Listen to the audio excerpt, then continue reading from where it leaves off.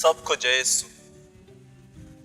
क्रिस्त में मेरे प्यारे भाइयों बहनों, पवित्र सप्ताह एक ऐसा समय है जब हम हमारे प्रभु यीशु क्रिस्त के दुख भोग, मरण एवं पुनरुत्थान पर मनन चिंतन करते हैं।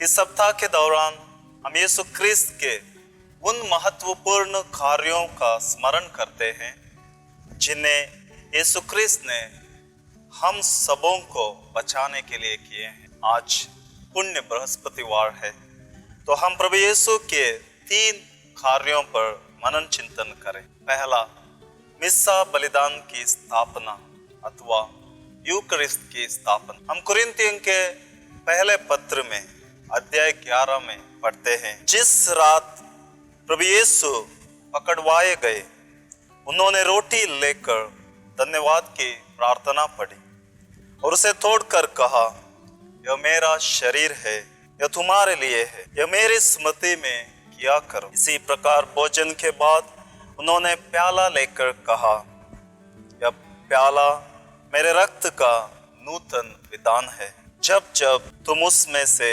पियो तो यह मेरी स्मृति में किया करो। यह समझने के लिए हमें यहूदियों के पहला फास्क भोजन को समझना पड़ेगा। निर्गमन ग्रंथ के अध्याय 12 में हम पढ़ते हैं, प्रभु ईश्वर ने इजराइल लोगों को आज्ञा दी थी कि वे फास्का भोजन मनाएं। इजराइलियों के लिए फास्का का भोजन दासता के गढ़ मिस्र से निकाल कर बाहर आने का संकेत बन गया। जैसे प्रभु ने कहा, इजराइलियों ने बिना दोष के मेमने का बलि चढ़ाया और उसका मांस एक साथ मिलकर खाए और उसका लहू दरवाजे की चौखट पर पोत दिया गया।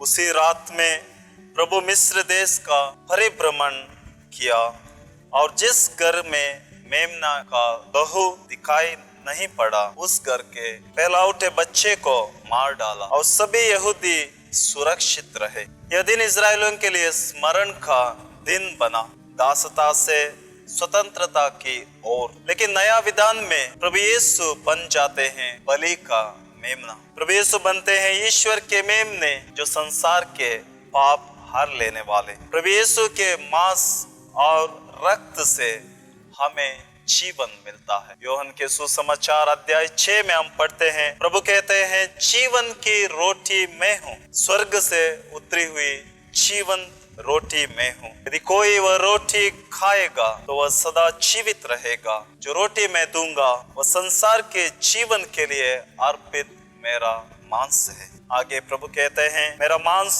सच्चा भोजन है और मेरा रक्त सच्चा पेय। जैसे प्रभु ने रोटी तोड़कर शिष्यों को दी, वैसे ही अपना शरीर को तोड़कर उसने हमें जीवन दिया है। हमारे पापों की क्षमा के लिए क्रूस पर अपने को बलि चढ़ाया। बहुतों के जीवन के लिए यीशु ने अपने को कुर्बान किया।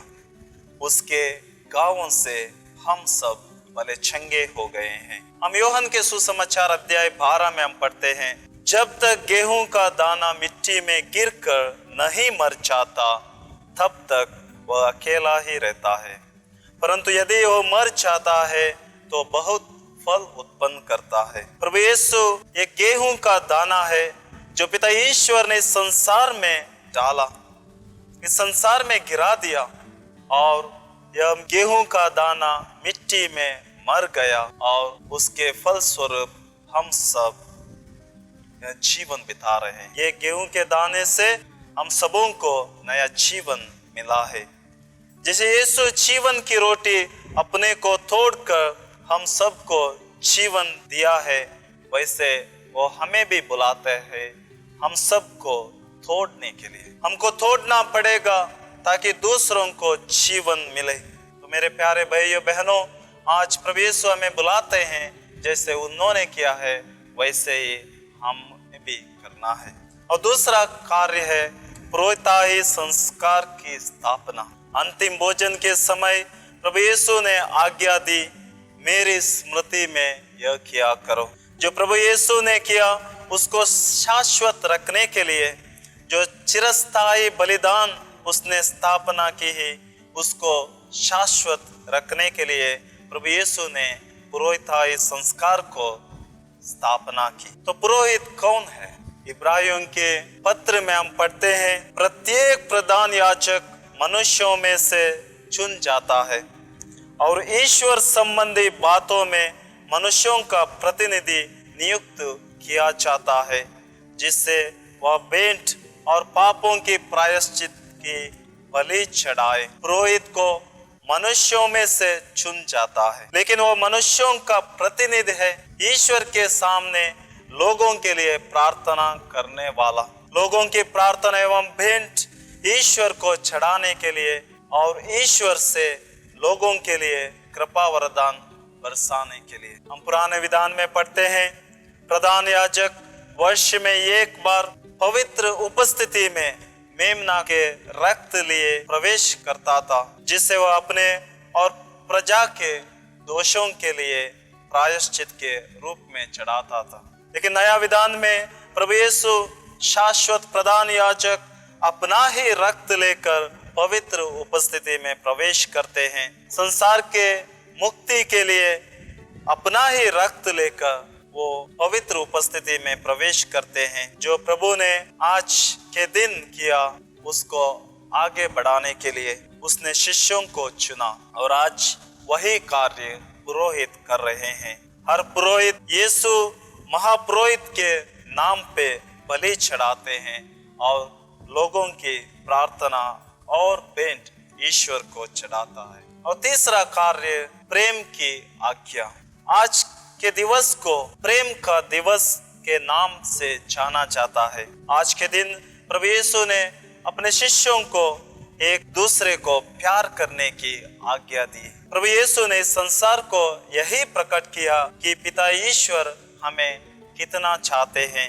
यूहन्ना के सुसमाचार अध्याय 3 पद संख्या 16 में हम पढ़ते हैं, ईश्वर ने संसार को इतना प्यार किया कि उसने अपने इकलौते पुत्र को अर्पित कर दिया, जिससे जो उसमें विश्वास करता है उसका सर्वनाश ना हो बल्कि अनंत जीवन प्राप्त करे। जैसे पिता ईश्वर ने संसार को प्यार किया, वैसे ही प्रभु यीशु ने भी किया। इसका प्रमाण है प्रभु यीशु का बलिदान। अपने को क्रूस पर प्रभु यीशु ने अर्पित किया। यूहन्ना के सुसमाचार अध्याय 13 में हम पढ़ते हैं, मैं तुम लोगों को एक नई आज्ञा देता हूँ, तुम एक दूसरे को प्यार करो, जिस प्रकार मैंने तुम लोगों को प्यार किया उसी प्रकार तुम भी एक दूसरे को प्यार करो। हमें एक दूसरे को प्यार करना है जैसे प्रभु यीशु ने किया है। प्रभु का प्यार का प्रमाण है क्रूस पर संपूर्ण रूप से अपने को अर्पित कर दिया। जैसे प्रभु यीशु ने क्रूस पर अपने को बलि चढ़ाया, वैसे हम भी हमारे जीवन में दूसरों के लिए अपने को अर्पित करने के लिए तैयार होना है। प्रभु जैसे प्यार करने से हमें यीशु के शिष्य कहलाए जाएंगे। प्रभु कहते हैं, यदि तुम एक दूसरे को प्यार करोगे तो उसी से सब लोग जान जाएंगे कि तुम मेरे शिष्य हो। तो मेरे दोस्तों, प्यार से ही हम जान जाएंगे कि हम यीशु के शिष्य हैं। तो आइए आज हम प्रभु यीशु को धन्यवाद दें कि उन्होंने हमें मिस्सा बलिदान का संस्कार दिया, मिस्सा बलिदान चढ़ाने के लिए पुरोहित दिए और प्रेम की आज्ञा हम सबको उन्होंने दिया है। प्रभु से हम यही प्रार्थना करें, प्रभु हमें ऐसी कृपा दे कि हम सब तेरे सच्चे शिष्य बन जाए। आमीन।